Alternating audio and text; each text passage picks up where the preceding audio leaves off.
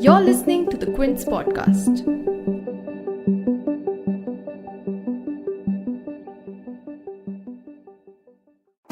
I want to dance.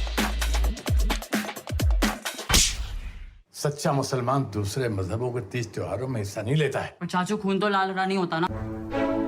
ये ballot क्या होता है? टी नहीं बोलते, एंजल की तरह हवा में उड़ने जैसा है। इसको जिसने कर लिया मान लो एवरेस्ट की पीक पे खड़ा है। मैं जाऊंगा पीक पे।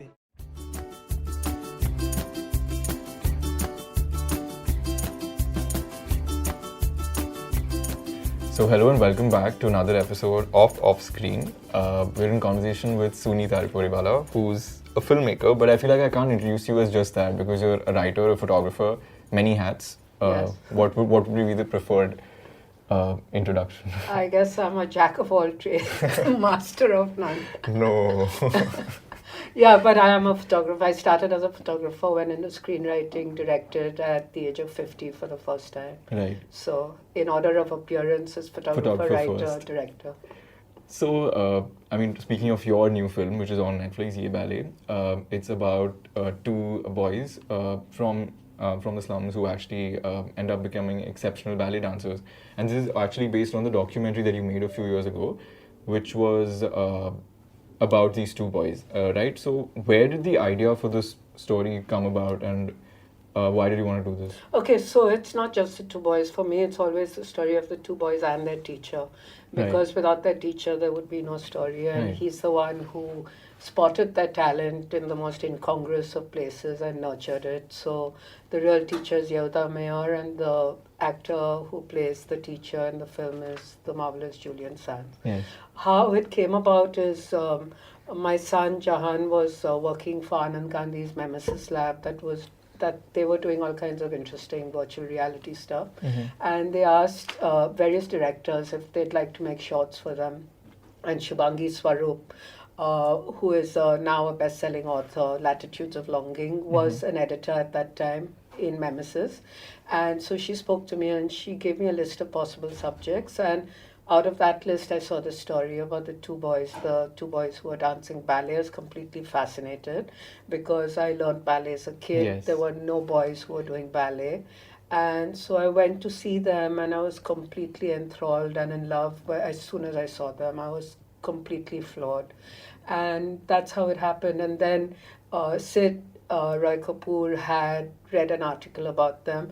And I always used to tell the boys one day we'll make a feature, but it was one of those one-day things. Yeah. And then when Sid came and said, do you want to make this? I said, absolutely, because it's always something I've wanted to do, and that's how it happened.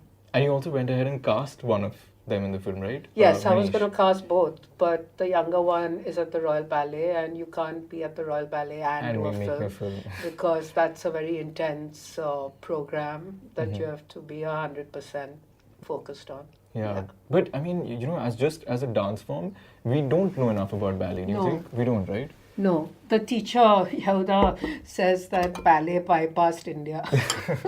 Why so? Is I it have no idea, maybe because we have such rooted traditional Dance classic forms, dance forms. But it's everywhere except India. I mean, it's in China, Japan, Southeast Asia, everywhere except India. Maybe now this film will change that. true? No, because I was just going to say there were so many things that I learned about the dance form, Right. or I understood about the dance form. You've always admired something like this, but I feel like this was sort of a closer look at the form. Yeah. And also the fact that, the whole class divide, the idea that some things are exclusionary, some art forms are not accessible to many people came through in the film. And I want to ask you this, that art is supposed to sort of bring people together, right? But do you think in the world, maybe in India, it's more divisive? Like, do you think it's difficult to sometimes access art? Because I feel like even with something like film, there are so many hurdles for someone to sort of just get there, right? Yeah. It's not an accessible art form like many others. To watch or to take part in? To take part in. Yeah, that is very difficult, and I've seen it, at close quarters. For example, the boy who plays the brother, Nizamuddin, he is actually Amir's real brother. And that really is his story, where he's the one responsible for taking Amir to the dance class. Now, I think he's a fabulous actor. Right. He's got a great voice. And even if I'm trying so hard to get him more work, but it's very, very tough. So, and I've tried before also with Salam Bombay Kids and stuff. It is very tough. Which you wrote with Yeah. Meera and I directed. Not with, I wrote. You wrote, yeah. I mean, and Meera and I directed directed the it, film. yeah. Was there any particular thing that when you were making this film that you wanted to ensure that this is the one message that needs to go across, if any? There's no singular message I just wanted to celebrate them because their achievement was so amazing, and I wanted to convey that sense of amazement at their achievement. I think maybe if I have to choose something, that would be it. Yeah. That would be the one thing. And also the fact that talent can come from anywhere. Right. And it's not bound by what class you're born into. But it also needs a Yehuda to spot it. To spot you, yeah. I mean, moving ahead, I wanted to know that why has there been such a long gap between your last directorial debut, which was which was... It was a debut. It was a debut as well, yes, Little Zizou. It's been 10, 11, 12 years. Yeah. Is it just difficult to make the kind of films that you believe in? You know, I was chasing a dream, which was a very ambitious, very expensive, futuristic sci-fi script that I wrote several drafts of. So I was chasing that. And it didn't happen, maybe all for the best. So that's why the 12-year gap. Is the atmosphere now more conducive, you think, to what you would like to make? Absolutely. Absolutely. All these platforms, Netflix, everyone, they are a lifesaver for people like me who've always made, for want of a better word, indie cinema without big stars and stuff. And so that's a huge, huge game changer for someone like me. I feel like I've been reborn. It's liberating. Yeah. Very liberating, and also I feel like I'm so excited about, I have so many things I'd like to make, but you know, in the old days of theatrical, they were like pipe dreams, and now I can actually maybe make some of them. But I mean, you've not made films with big stars, like you said, but have the actors changed in any way? I mean, do you think that their approach towards picking a film has changed, or have you just not interacted I have with no them? idea. No? I have no idea. But in this film, we didn't even go after actors because there were no roles. I mean, for adult actors, there were small roles, which is, you know, the families, the fathers, the mothers. And luckily, we have senior actors in those roles. And like Danish Hussain, very sportingly agreed to do, you know, this, which is essentially a cameo. But in terms of big stars, no, there was no... You needed people who knew the dance form and who could act. Yeah, I couldn't get an actor who could act and do ballet and, you know, also break dance. It's a very tall order. But do you have this thing that, you know, Steven Spielberg had said this, that he was very annoyed when Netflix films got nominated for the Oscars, because he's like, but that's different from a theatrical film. Are you of the belief that films are to be seen in the theatre? You know, I think it's a generational thing. Steven Spielberg is old and so am I. And so is Martin Scorsese, not to compare myself with them, but I really think it's a generational thing, because I have 2 kids, not kids anymore, 22 and 24.